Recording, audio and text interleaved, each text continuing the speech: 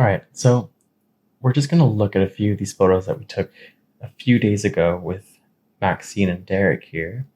And I'm just going to kind of run you through how I edit the photo and why I do what I do.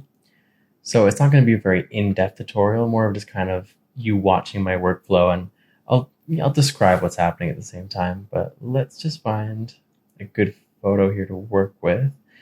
Yeah, I love this one. This one really worked for me. So let's go ahead and try this photo. Let's use a bit of different perspectives here.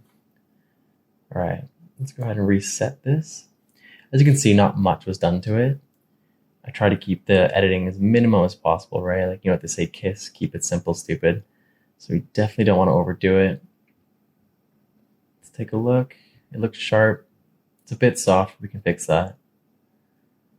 All right, so typically what I would do is use the presets that I've come up with. That's being one of my favorites, but we'll do this from scratch just so you can kind of follow along. Now, I love the landscape the profile here. It's quite nice. But kind of what I'm looking for is just a very balanced image to start. Let's turn off landscape. It's not going to work for this one. Let's keep that there.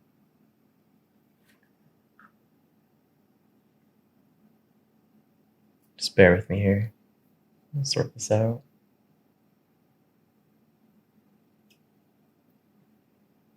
Now, as you can see on our histogram, most of our information and luminance is completely in the shadows here. So we don't really have much highlights to work with. We could obviously correct that, but yeah, it's not a good image. Moody days like this, you really want to use the light that's there. You don't want to push it in post. It starts to look pretty cheap.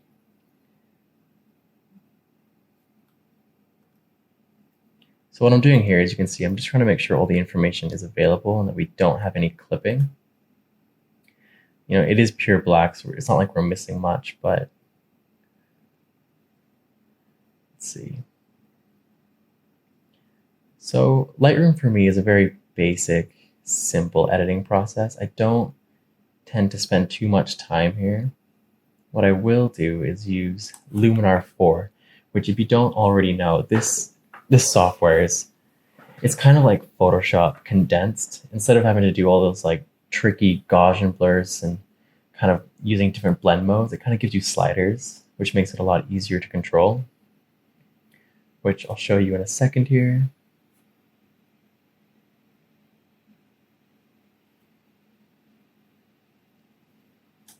Let's turn off our looks. Let's just go straight into the face profile here. So as you can see, like, their skins are quite nice to start with, but you have AI Skin Enhancer. So all this is doing is kind of removing texture, making it a bit softer, and you have shine removal. Don't know if there's much shine on this image to start with, but what we'd do is take like oil and kind of glares from the skin, just soften it up. What we can do though is we can slim the face down, which this does actually a fantastic job. Instead of just condensing the face, it actually targets the proper spots. So for here, it's the jawline. So we're really just kind of enhancing the image. We're not trying to change too much. We're just taking off that extra 10 pounds the camera puts on. Highlight contrast. Nothing too major there. Now my favorite feature is glow, which just really adds this warm kind of highlight contrast. So let's see.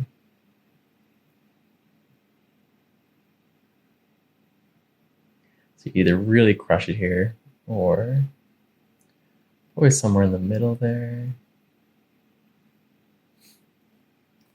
Now there's a lot of color that we're going to strip away in Photoshop.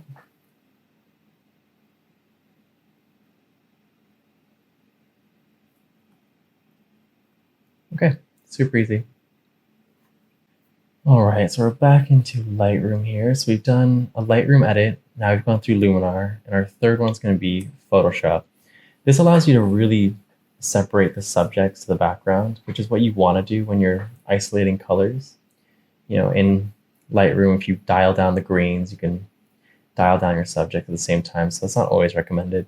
First thing obviously is Command J. You want to copy your background layer. Great little feature here is select subject. It makes, used to have to cut people out by hand, which was absolute nonsense.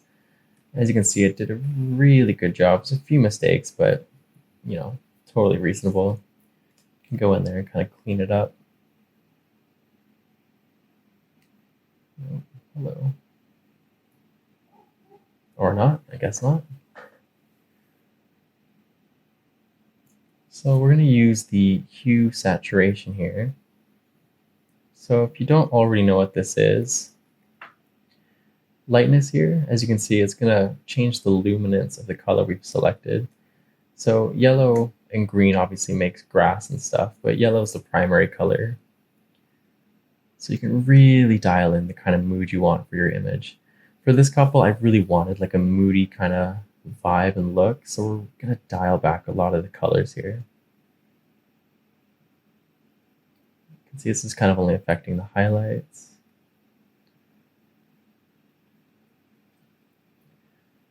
Okay, and then we're just going to strip away any color that isn't green and yellow.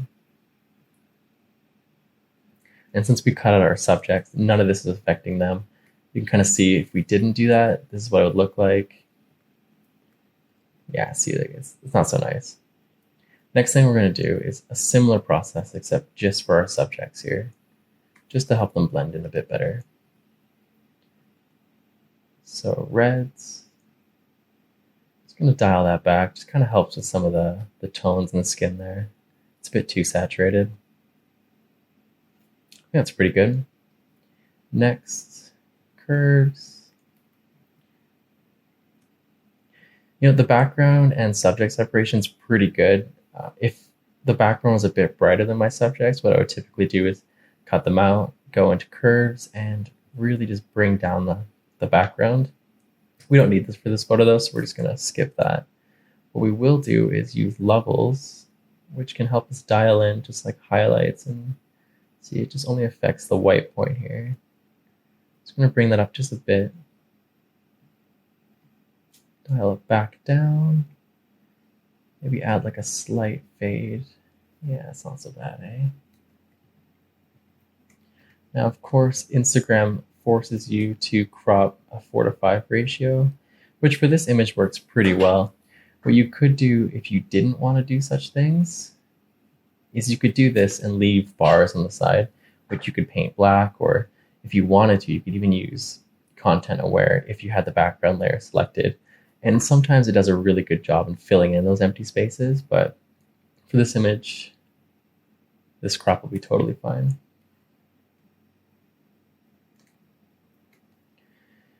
Okay, so looking at the photo,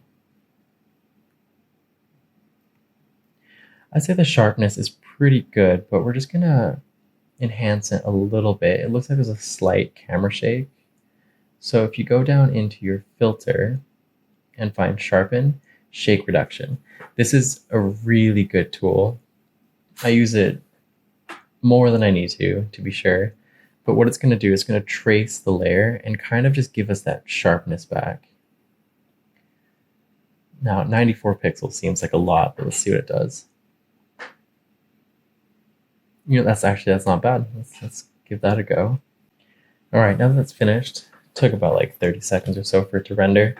But as you can see, that's really hard to tell, but pretty good focus, not too bad at all. But with it, you just get a slight bit more detail. You can see how it kind of shifts the photo a little bit.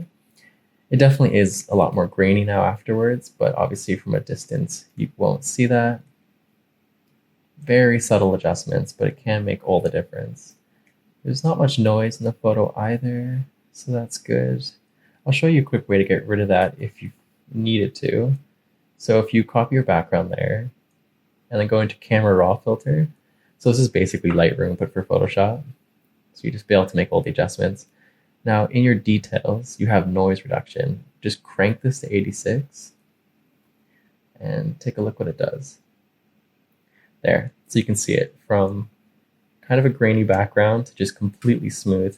However, what it does to the skin is it does the same thing. So now we have a really smooth skin surface, which, it looks nice, but we're going to give them back their detail. So using our selected subjects, perfect. So now it's just the background layer that has been smoothed out. Nobody would ever notice this unless you really looked at the photo, but definitely gives it a nice, like, kind of painterly glow. So let's just group all this stuff together. So as you can see, all I did in Photoshop was really just bring that mood there. Lightroom was getting skin tones correct. Like Luminar 4 was kind of dialing in the contrast. And then Photoshop for me is just about color grading and just really working in those fine details.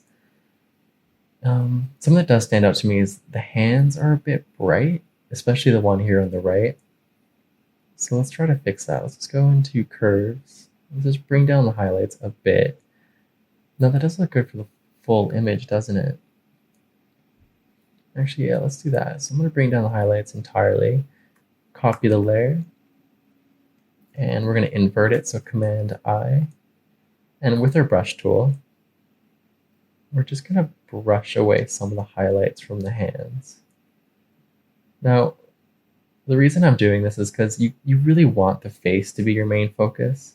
And in photography, you tend to, the brightest thing in your image is what the eye goes to. So you want people's eyes to go to the face. It's super subtle, but as you can see, his hand really stands out here. And now it really just dials it back. Of course, this is all preference. For me, this is how I do it. So shadows, you can kind of add some color into the shadows there. This, like +1, that's plenty. Like +11, it gets pretty crazy. So really small adjustments. Highlights, I'd say just -1, just kind of adding some yellow back to the highlights. That's what we call color contrast, just kind of makes it a bit richer of a photo. Okay, I'm super happy with that. Obviously, if you wanted, you could add a bunch of overlay and effects, but for this kind of mood, I really like just the saturated kind of green. It's nice. So we're going to save that. So while this is finishing saving, another thing to mention is if you had a lot of layers, like for this, there's really not much going on here, but if you duplicate your background layer a few times, or you do have effects, or you're making a composite where you have a bunch of high resolution files scaled down, you can get up to like 4 gigabytes worth of data for one photo, and it won't let you save a TIFF format. So it's definitely good to keep in mind about how much information is in your photo. You don't want to overdo it. And if you do, you can flatten the layer. So I'll demonstrate that here. Of course, this is a completely destructive workflow. By flattening the image, you cannot go back and fix anything, but it will reduce the size of the file. So I recommend it if you're satisfied and finished with your product. So we'll save that again. As you can see, it's saving a lot faster this time. Okay, great. So as you can see in Lightroom here, we're finished with our photo. Here was the original that we started with. So here, I'll turn off the clipping there. So, come on. All right then, I guess not. It's just permanently on there. So we'll just reset it. So yeah, as you can see, it's pretty flat. It's a raw file, so there's not much contrast or saturation. And what we finished with was this. So it's very simple. I like it. It's definitely my kind of style. Obviously, we all have different tastes and fancies for our edits, but I think this is my first rendition here. Slightly different, a little more grittier. As you can see, the skin tones were a lot more desaturated, but I'm actually quite happy with the new one that we just made. Definitely got a bit more vibrance and saturation in the skin. But we can bring that down, kind of fix it a bit. Yeah, so it's pretty much the same thing, crop's a bit different. Oh, we can even add a bit of texture as well, just to really make it grittier. Clarity's a bit much, but to each their own. Okay, well that's it. If you'd be interested to see more stuff like this, please let me know. And yeah, have a good day.